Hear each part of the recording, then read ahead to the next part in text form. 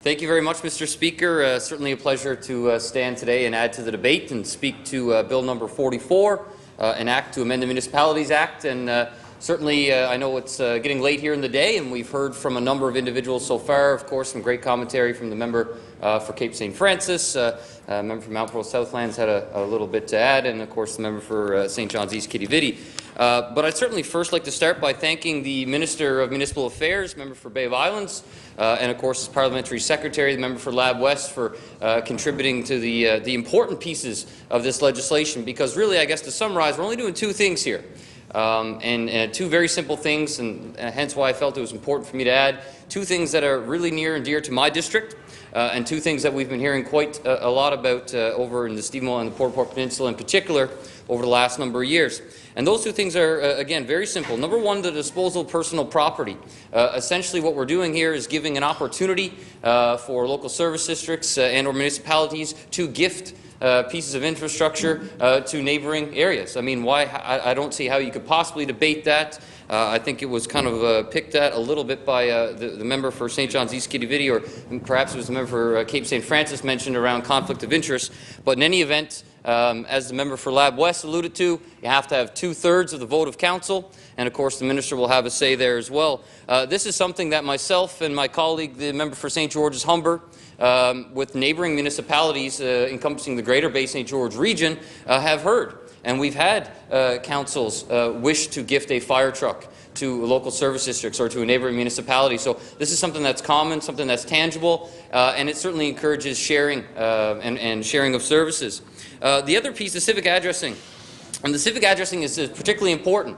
So as mentioned, it was something that was brought up as a resolution at the MNL conference in 2015. But in fact, this has been on the MNL conference, I won't say not for certain if it was on the agenda, but it's certainly a topic of conversation for a number of years. Certainly something that when the former administration went to look at the implementation of the 911 service, this topic came about. And I had attended the MNL conference in 2014, and this was something that was certainly spoken about then.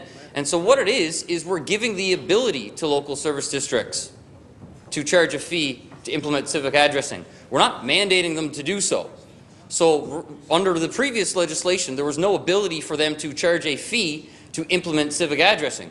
So this is certainly contrary to what the member for St. John's East Kitty-Vitty is saying. How are we just tossing a fee about? There's no tossing of a fee about. This is giving unincorporated areas the ability to charge a fee if they see fit to charge a fee.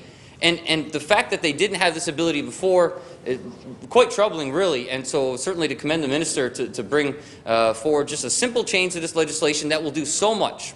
Certainly do so much for the municipalities and local service districts. The local service districts and the municipalities around the Bay St. George area, and even that stretch down further to the Port aux Basques area, have a Southwest Joint Council. And this is a forum where they meet quarterly with all of the local mayors and chairs of local service districts. And one of the meetings that happened actually just this past fall, they brought in an RCMP officer, and it was a new RCMP officer to the Bay St. George detachment.